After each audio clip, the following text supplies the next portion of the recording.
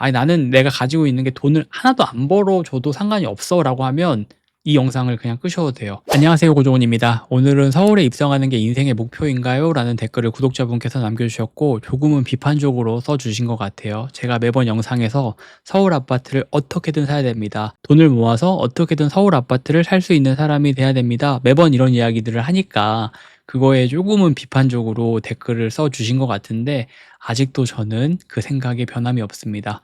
왜 저는 그런 생각을 아직도 하고 있는지, 왜 이렇게 서울을 고집하고 있는지, 서울 아파트 누가 좋은지 모르냐, 그거 못 사서 못 사는 거지 지금 얼마인지 아냐, 이렇게 생각하시고 이야기하시려는 분들에게 조금이나마 제 생각을 공유를 해드리면 도움이 될 것 같다라는 생각으로 이 영상을 만들게 됐습니다. 그래서 이 영상 보시면서 여러분들이 생각하는 것도 댓글로 많이 남겨주시면 좋을 것 같습니다. 서울에 입성을 해야 한다는 게 저는 그냥 서울에 살아야 한다는 뜻은 아닙니다.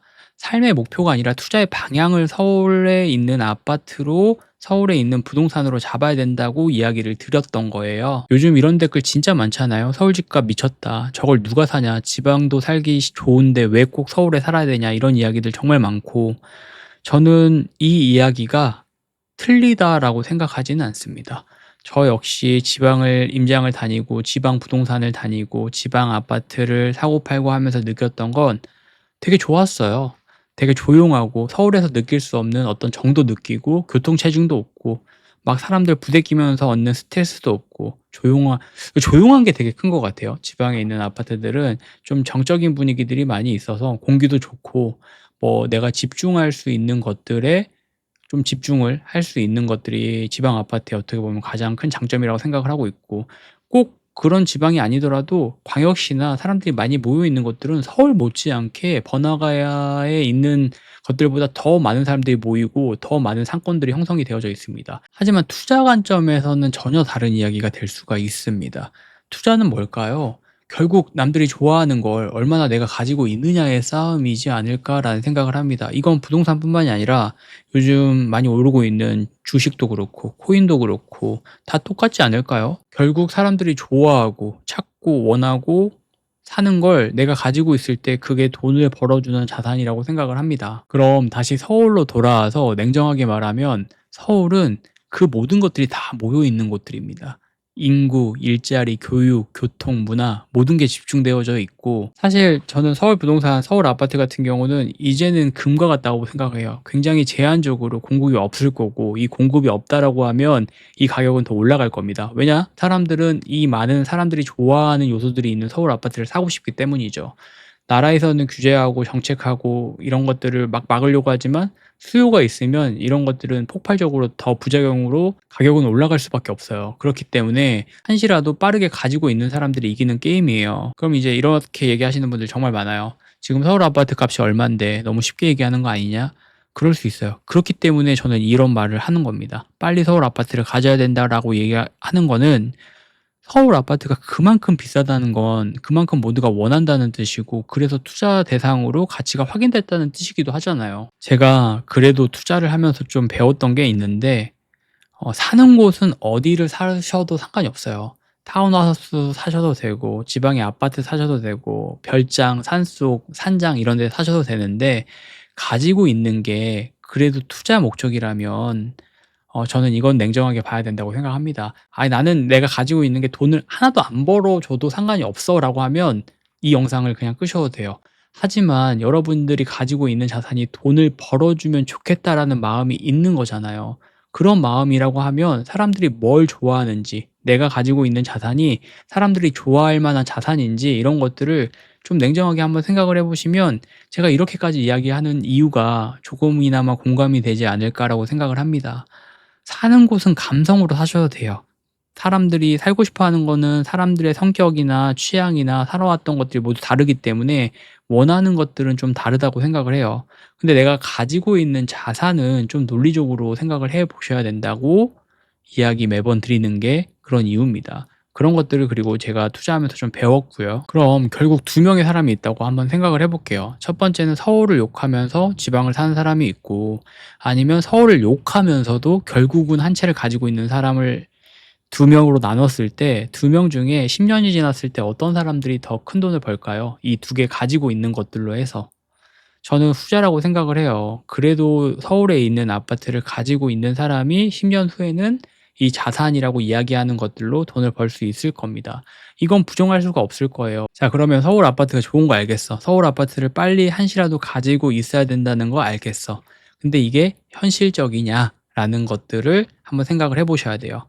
서울에 있는 아파트는 이제 10억, 15억 막 이렇게 됐습니다. 뭐 물론 10억 미만의 아파트들도 있지만 중위 가격이 뭐 그 정도라고 했을 때 이 10억을 어떻게 모을 수 있을까가 저는 이 문제의 핵심이라고 생각해요. 그래서 선택을 했던 게 저는 경매였습니다. 경매로 사고 팔고 지방에 있는 아파트를 사고 팔고 하면서 그 CD를 모으려고 노력을 많이 했고, 남들이 싫어하는 걸 어떻게든 싸게 사서 사람들이 사고 팔고 하고 있는 가격보다 싸게 내놔서 그 중간에 차익을 남겼죠. 그리고 이 CD를 모아서 계속 서울에 못 사더라도 서울 근처에 있는 자산을 가지려고 노력을 많이 했던 것 같아요. 저는 경매를 선택했고, 이 경매라는 게 정답이라고 이야기하지 않습니다. 하나의 방법이에요. 또 누군가는 부동산이 아니라 주식이 될 수가 있고 코인이 될 수도 있죠.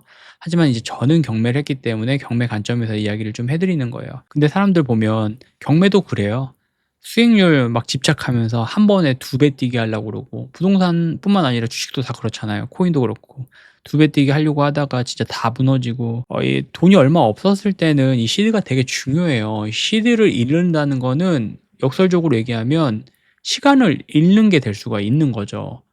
돈은 그냥 돈인 것뿐이에요. 사람들이 그냥 정해 놓은 규칙 같은 거잖아요. 화폐 같은 거잖아요.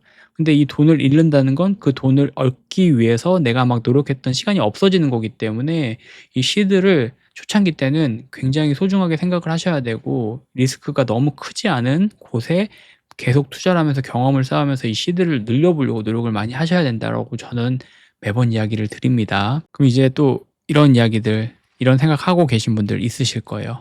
야, 꼭 서울 살아야 행복하냐? 지방에도 사람이 살고, 지방에도 사람들 행복해하고, 지방에서 만족해하고, 너는 욕심이 많으니까 그렇게 이야기하는 거지라고 이야기하시는 분들 수도 있지만, 저는 아까도 얘기했지만 맞다고 생각해요. 서울에 안 살아도 행복할 수 있고, 이건 행복의 문제가 아니라 솔직하게 얘기하면 투자의 문제인 거잖아요. 자산 관련해서, 투자 관련해서 이야기를 드리는 거고, 냉정하게 들릴 수 있어요. 되게 속물처럼 보일 수도 있고, 뭐 이렇게 서울 아파트 집착하냐라고 보일 수 있지만, 돈을 벌고 싶은 마음도 있는 거잖아요. 그렇기 때문에 이 영상 보시는 거라고도 생각하고 있고, 돈을 벌고 싶다라고 하면 내가 가지고 있는 자산이 돈을 벌어줄 수 있을까라고 생각을 한번 해보시면 도움이 많이 될 것 같아요. 냉정하게 한번 얘기해 볼게요. 서울에 있는 아파트 한 채가 있고 지방의 아파트 세 채를 줄게. 2개 중에 뭘 선택할래? 라고 얘기하면 뭐 선택하실 거예요? 서울에 있는 아파트 선택하실 거잖아요.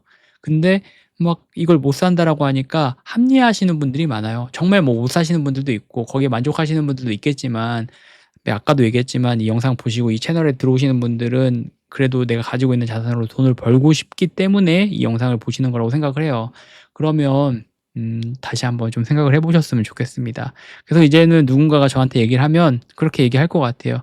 "서울에 입성하는 게 어떻게든 부동산의 목표가 돼야 된다. 한시라도 빨리 사는 게 중요하다. 한시라도 빨리 사야 돈을 벌 수 있다." 그러면서 본업도 열심히 하고 그래야 되는 거기 때문에 부동산이라는 게 어렵고 재테크라는 게 어려운 것 같아요. 경매도 보면은 막 토지나 처음 돈 얼마 없을 때 막 그런 거 하려고 하시는 분들이 있어요. 특수 물건이나 특수 권리라든지 이런 것들 막 하려고 하시는 분들이 있는데, 그게 멋있어 보일 수는 있습니다. 딱 봤을 때는 '아 진짜 멋있고 나도 저렇게 큰 수익을 내면서 뭔가 투자해 보고 싶다.'라고 생각해 보실 수는 있지만, 시장은 그 멋을 돈으로 평가하지 않아요. 제가 마지막으로 좀 드리고 싶은 얘기는, 서울에 살지 않아도 됩니다. 서울에 안 사셔도 돼요. 다른 데 사셔도 되는데 서울을 그래도 가지려고는 해야 됩니다. 지금은 어렵더라도 내가 뭐가 됐든, 경매가 됐든 코인이 됐든 주식이 됐든 사업을 하시든 어떻게든 서울 아파트를 그래도 한 채는 가지려고